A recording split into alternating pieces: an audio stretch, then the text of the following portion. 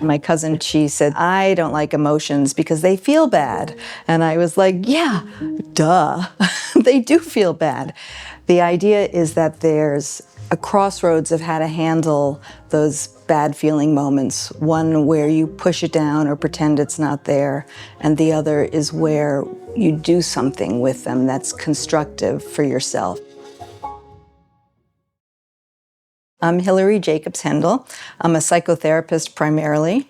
And then I developed a passion over the last 20 years in sharing emotions education with this tool called the Change Triangle. And this is my second book. It's called Parents Have Feelings Too. When we get triggered by an emotion, it happens in this middle of the brain, not here in the thinking brain. And that's why you can't think your way through an emotions. Then the emotion activates the lower brain, which connects to the vagus nerve, which activates every organ in the body. If a lion just bust into this room and we had to think, oh, that's a lion, lions are dangerous, I better run, we would be eaten. And when you know about that, it changes everything about the way you understand emotions. If we push down all that energy that the mobilization of an emotion causes in the body, we're just creating like a pressure cooker effect. The Change Triangle is it's an academic map of how emotions work in the mind and body. It describes how we bury emotions with anxiety and then build up defenses to protect against the feeling of anxiety in the body. I was anxious a lot of the time. Growing up, I would find out that a relative of mine had cancer. And the first feeling that would come up would be anxiety. When I saw the Change Triangle, the very first time I saw it at an academic conference, I learned that when you don't feel comfortable having sadness over loss, that the sadness gets pushed down and it gets replaced with anxiety. And this is true for all core emotions. And I needed to relearn how to feel sad. I needed the permission, because I was raised in a family where we didn't do sadness.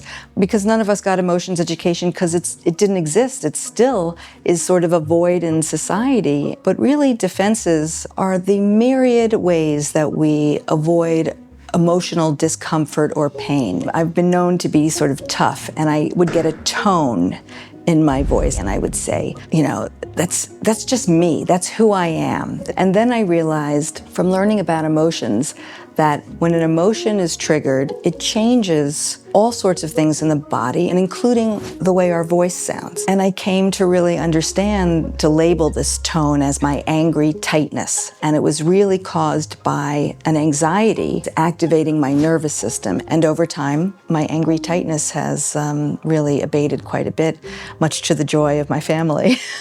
So when I say that emotions are data, what I mean they're experiences we want to be aware of and use to inform our next steps. When we don't have the wherewithal to think of emotions as data, we tend to ignore, push, suppress, repress our emotions. We hold our breath, we use muscular contractions, and when you do that repeatedly, we move up the Change Triangle into these other category of emotions that are inhibitory emotions. They're anxiety, guilt, and shame. So we will often squash our core emotions with anxiety and by shaming ourselves, and we start to blame and judge other people. On any given moment, I will try to identify where I am on the Change Triangle. Am I in a defense? Am I experiencing anxiety, guilt, or shame?